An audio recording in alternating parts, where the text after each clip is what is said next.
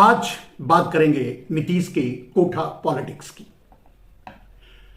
दोस्तों, नीतीश के इस कोठा पॉलिटिक्स से इंडिया गठबंधन को क्या फायदा होगा, कितना फायदा होगा, यह भी बताएंगे। और तेजस्वी यादव चाहे जब भी हो अगले मुख्यमंत्री बनेंगे, यह भी बताएंगे। और नीतीश का यह अंतिम कोठेबाजी है, इसके बाद वो इस काबिल ही नहीं रहेंगे, उन्हें कोई मिलेगा ही नहीं। बीजेपी उन्हें इस काबिल ही नहीं छोड़ेगी, इतना निचोड़ देगी, इतना नोच देगी, इतना खरोच देगी कि कोई ग्राहक नहीं मिलेगा नीतीश बाबू को। इसकी बात इस वीडियो में बताएंगे। नमस्कार, मैं मनमोहन मिश्र। बात आज के कोठा पॉलिटिक्स की, नीतीश बाबू के कोठा पॉलिटिक्स की। दोस्तों, उन्होंने तो कोठा पॉलिटिक्स कर दी। वो तो तलाक, सुबह शादी शाम को तलाक, फिर सुबह शादी दोपहर को तलाक, शाम तक फिर दूसरी शादी। अभी दूसरा शौहर उन्होंने चुन लिया है। अभी वो फिर से सुहागन बन चुके हैं एक रात के। कितना दिन चलेगा ये कोई नहीं जानता, हम भी नहीं जानते, आप भी नहीं जानते।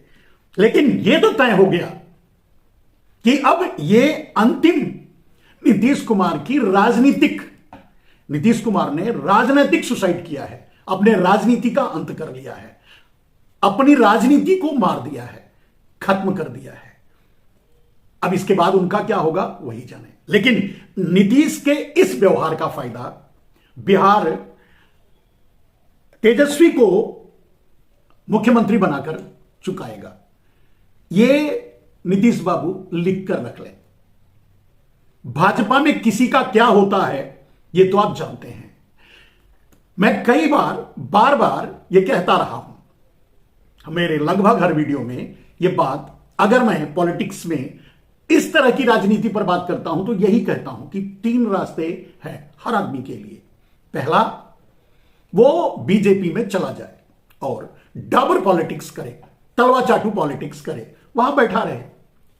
अब जो जाने वाला है उसे इतना तो जाने से पहले इतना तो देख और समझ लेना चाहिए कि वहां जो गए हैं उनका क्या हुआ है। एक दूसरा, जो वहां के खुद के अपने हैं उनके साथ मोदी ने क्या किया है।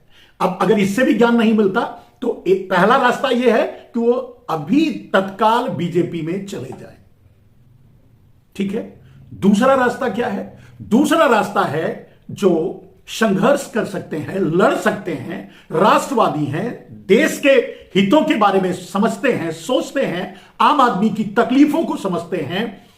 ये समझते हैं कि महंगाई, गरीबी, बेरोजगारी, भूखमरी की इंतहा हो चुकी है इस समय नरेंद्र मोदी के कारण, उनकी नीतियों के चलते। इसके लिए, उनसे लड़ने के लिए उनके सामने जो तैयार है ये खेमा है। वो जो ऐसा करना चाहते हैं, जो लड़ना चाहते हैं, वो इंडिया गठबंधन में आ जाएं, शामिल हो जाएं, इंडिविजुअली, पार्टी के साथ, चाहे जैसे भी। दूसरा रास्ता बस तीसरा और अंतिम रास्ता है। वो आपका चॉइस नहीं है, वो किसी और का चॉइस नहीं है। तीसरा रास्ता, या तो आप इंडिया गठबंधन में गए और या तो बीजेपी में। ठीक है। और दोनों जगह कहां इज्जत आपको मिलेगी आपको तय करना है। आपको क्या करना है आप सोच लीजिए। लेकिन अगर इन दोनों जगह आप नहीं गए तो तीसरी एक जगह बचती है और वो अंतिम जगह है, और वहीं आपको नरेंद्र मोदी भेजेंगे, और वो है जेल। अगर आप चाहते हैं कि पॉलिटिक्स में अकेले खड़े होकर के, जैसे ममता बनर्जी कह रही हैं, कुछ एक लोगों के मन में और भी बात होगी कि हम लड़ लेंगे मोदी से, या बाद में कभी प्रधानमंत्री बन जाएंगे, बाद में फिर से मुख्यमंत्री बन जाएंगे, या जो भी भावनाएं, जो भी विचार जिनके मन में हो, उनके लिए यह संदेश है। तीसरी कोई जगह नहीं है, तीसरा कोई दरवाजा नहीं, तीसरा कोई रास्ता नहीं। उसके बाद का रास्ता सिर्फ जेल है। उसके बाद आपको जेल जाना पड़ेगा। कहने का मतलब, या तो इंडिया गठबंधन, या तो मोदी की तलवा चाटी राजनीति करो, डाबरगिरी करो, और या तो जेल जाओ। अब इन तीनों में से जो भी चुनना है तत्काल चुन लीजिए। जितने लोग भी चुन सकते हैं चुन लें। तय, भविष्य तय है। राहुल गांधी भारत के अगले प्रधानमंत्री होंगे। दुनिया की कोई ताकत इसे बदल नहीं सकती। यह मेरा व्यक्तिगत चैलेंज है, मेरा एनालिसिस है, मेरी समझ है, मेरा अब तक का रिसर्च है, अंतरराष्ट्रीय रिसर्च की बात कर रहा हूं। फिर आपके पास तीन रास्ते हैं। जैसे नीतीश बाबू ने एक रास्ता चुन लिया, वैसे भी वो कोठा पॉलिटिक्स के लिए जाने जाते हैं। उनकी शादी, उनका तलाक और सब एक दिन एक घंटे एक का ही होता है, अब तक यही रहा है। शायद 9वीं या 10वीं बार मुख्यमंत्री बने हैं और खुद ही रिजाइन करते हैं, खुद ही शाम तक शपथ ले लेते हैं, किसी और के साथ निकाह करके शपथ लेते हैं और उससे तलाक लेकर के इस्तीफा देते हैं, फिर किसी से शादी करके शपथ ले लेते हैं। यह उनका क्रम चल रहा है, यानी इसे कहते हैं कोठा पॉलिटिक्स। अब कोठे की व्याख्या नहीं करूंगा, आप खुद समझ सकते हैं। रह गई अब बात ये, कुछ लोग और हैं जिनका जाना भी इंडिया गठबंधन के लिए शुभ होगा। कौन है? जैसे बहन मायावती हैं, माफ कीजिएगा, बहन बंगाल की ममता बनर्जी हैं। जैसे बहन ममता बनर्जी हैं, ममता बनर्जी भी अगर यह समझ रही हैं कि वो अकेले रहकर लड़ लेंगी, पॉलिटिक्स कर लेंगी, उनकी सरकार चलती रहेगी, या फिर या तो बीजेपी से हाथ मिला लें सीधे, यही एक रास्ता है, और या तो फिर इंडिया गठबंधन में रह करके लड़ें। वैसे अब वो भी विरोध कर रही हैं, वो भी बीच में लटक रही हैं। उनके लिए भी यह सलाह है, बहन जी बीच में मत लटकिए वरना जेल जाना पड़ेगा। अगर बीच में आप रहीं तो मोदी जेल ही भेजेंगे, दूसरा कोई जगह आपके लिए नहीं छोड़ेंगे। या तो बीजेपी में ही चले जाइए, यानी एनडीए में शामिल हो जाइए, या तो इंडिया गठबंधन में रह लीजिए। वैसे तीन अस्थिर नाम थे, एक बहन और दूसरा नीतीश बाबू, जिनको आप देख चुके हैं। तीसरे हैं अभी अरविंद केजरीवाल। उनके बारे में मैं न जाने कितनी बार बोल चुका हूं, जितनी बार बोला हूं लगभग वो सही निकला है। केजरीवाल की पूरी पार्टी, यानी केजरीवाल यानी आप पार्टी, आरएसएस की बी पार्टी है। आरएसएस ही, जैसे आरएसएस बीजेपी का माई बाप है, उसी तरह से आरएसएस आपका माई बाप है, यानी अरविंद केजरीवाल का माई बाप है। पॉलिटिक्स में वही लाए थे। ये जो पुराना इतिहास जानते हैं वो समझते हैं। अरविंद केजरीवाल के बारे में भी यही बात मैं हमेशा कहता रहा हूं, अभी भी कह रहा हूं। अरविंद केजरीवाल पर पॉलिटिक्स में भरोसा नहीं किया जा सकता, क्योंकि अरविंद केजरीवाल भी प्रोजेक्शन में है, यानी प्रोजेक्टेड है। अरविंद केजरीवाल मोदी के फेल होने के बाद दूसरे सब्स्टिट्यूट के रूप में आरएसएस उन्हें तैयार किया है। आरएसएस की जो मंशा है, टू पार्टी इलेक्शन जैसे अमेरिकन सिस्टम, यानी प्रेसिडेंशियल सिस्टम लागू करना, अपने संविधान को खत्म करके। वैसे भी लोकतंत्र तो खतरे में है, आपको पता ही है। तो जो आरएसएस की पॉलिसी है, जो जिस पर अमल करना चाहती है, जो काम करना चाहती है आरएसएस, वो ये चाहती है कि एक पार्टी बीजेपी है, दूसरी एक पार्टी आप बने, बस यही दो पार्टी रहें। बीजेपी सत्ता में आए तो भी उनकी सत्ता, और आप सत्ता में आए तो भी उनकी सत्ता। हार जीत को या पॉलिटिक्स को दिखाने के लिए, जैसे अमेरिका में दो पार्टियों में चुनाव होता है, आप जानते हैं, वहां की प्रेसिडेंशियल सिस्टम है, वहां के सिस्टम्स को आरएसएस यहां लागू करवाना चाहता है। एक आदमी, सिंगल मैन ऑपरेटेड सरकार, यानी जो भी आप समझिए, जो भी सिस्टम अमेरिका में है, यानी नरेंद्र मोदी जब तक रहेंगे वो प्रधानमंत्री या राष्ट्रपति जो भी रहेंगे वही सर्वेसर्वा रहेंगे, वही सब कुछ रहेंगे। अगर कहीं कोई उलटफेर होता है तो अरविंद केजरीवाल को वो चांस मिलेगा। ये मेरा रिसर्च कहता है अब तक का। हालांकि अरविंद केजरीवाल अभी इंडिया गठबंधन में है, लेकिन अगर अगला कोई खतरा है तो अरविंद केजरीवाल से है और ममता बनर्जी से है। ममता बनर्जी खतरे का सिग्नल दे चुकी हैं। उनके लिए मैं कह चुका हूं कि बहन जी आप चले जाइए बीजेपी में, बेहतर होगा, सुरक्षित हो जाएंगी। अगर आप सोचती हैं कि आप एनडीए में शामिल हुए बगैर अपनी सरकार चलाती रहेंगी तो यह गलत है। आपकी यात्रा जेल में खत्म होगी और वो मोदी जी पूरा करेंगे। मैंने कहा 3 जगह है, बस एक मोदी के चरणों में, दूसरा इंडिया गठबंधन में फाइट करो, तीसरा जेल जाओ। जो भी चुनना है चुन लीजिए। वैसे मैंने कहा कि नीतीश कुमार ने चुन लिया, नीतीश कुमार का अंतिम चॉइस है, वो अपने से जो चुना है ये उनका अंतिम चॉइस, इसके बाद उनको चांस नहीं मिलने वाला है। खत्म, उनकी पॉलिटिक्स खत्म, वो खत्म। अब कुछ नहीं, बस ओवर। इसके बाद बिहार ही उन पर भरोसा नहीं करेगा। नीतीश कुमार पर बिहार का बच्चा बच्चा आज हंसता होगा और मुंह पीछे थूकता भी होगा। खैर, उनके ऊपर थूक पड़ने वाला है नहीं, उन पर कोई असर भी होने वाला है नहीं। वो जितनी बार पलट चुके हैं, शायद कोई इतनी बार तो तलाक भी नहीं लिया होगा, इतनी बार तो निकाह भी नहीं किया होगा, इतनी बार तो शादियां भी नहीं रचाई होंगी। खैर, ये छोड़ दीजिए, जाने दीजिए, नीतीश को छोड़ देते हैं, वो तो गए। जाने वालों में से ममता बहन को सलाह है कि आप बीजेपी में चले जाइए, बेहतर है। ये इंडिया गठबंधन के लिए भी सही रहेगा, आपके लिए भी सही रहेगा। अरविंद केजरीवाल को आजमाना पड़ेगा, पहचानना पड़ेगा, समझना पड़ेगा, सोचना पड़ेगा। यह तय है कि अरविंद केजरीवाल आरएसएस के बनाए हुए पॉलिटिशियन हैं। यानी अरविंद केजरीवाल का कोई माई बाप है तो वो आरएसएस है। मैंने कहा कि इस पर मैं कई बार बोल चुका हूं, बता चुका हूं, इतिहास बता चुका हूं, क्योंकि मैं रहा हूं, मैं देखा हूं, मैं जानता हूं। और जितने लोग अरविंद केजरीवाल के साथ थे या उस आंदोलन में अन्ना हजारे की ठगी में शामिल थे, सबको जो पारितोषिक मिलना था मिल गया सबको। अरविंद केजरीवाल को आरएसएस ने दिल्ली का मुख्यमंत्री पद दिलवा दिया, लेके लटके हुए हैं, पड़े हुए हैं।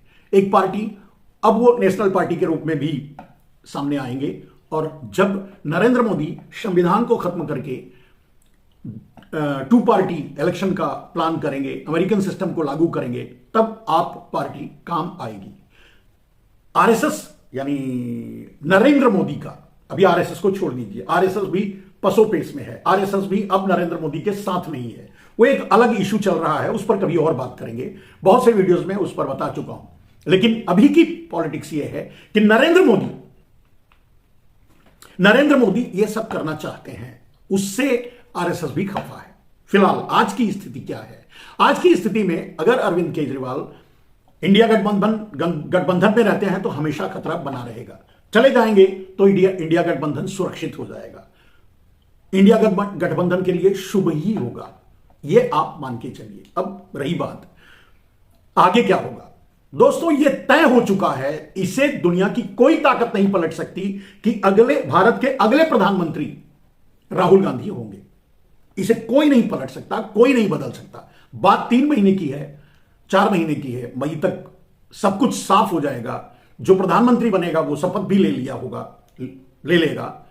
आपको बस इतना ही 2-3 महीने का अंतर है, उतने में सब मेरी बात सच या गलत साबित हो जाएगी।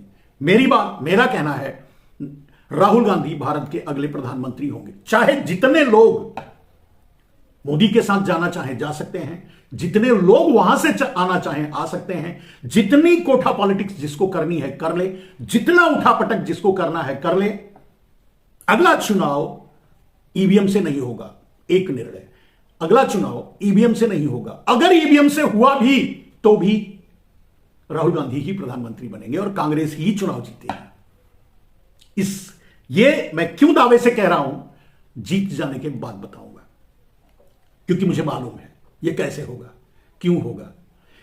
अब दूसरी बात, जब यह तय है कि राहुल गांधी प्रधानमंत्री होंगे तो जो भी होना है हो जाए। वैसे ही कांग्रेस के लिए मेरी सलाह है कि कांग्रेस तत्काल बिना विलंब किए राहुल गांधी को प्रधानमंत्री कैंडिडेट डिक्लेयर करे, राहुल गांधी को सामने रखकर चुनाव लड़े।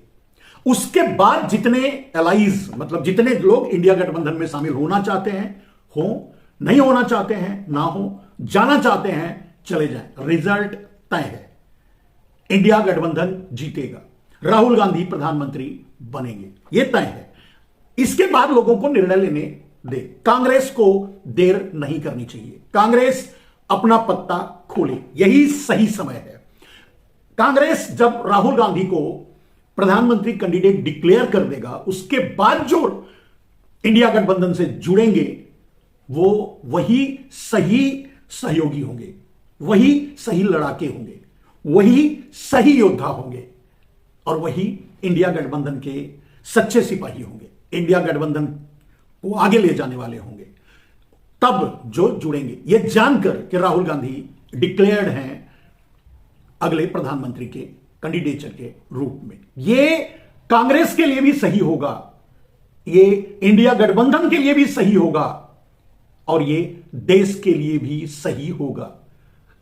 अगर जिस तक भी मेरी बात पहुंचती है, आपको यह बात मेरी सही लगे, तो इसे अधिक से अधिक वायरल कीजिए और लोगों तक पहुंचाइए, कम से कम कांग्रेसियों तक पहुंचाइए कि वो इस बात को समझें।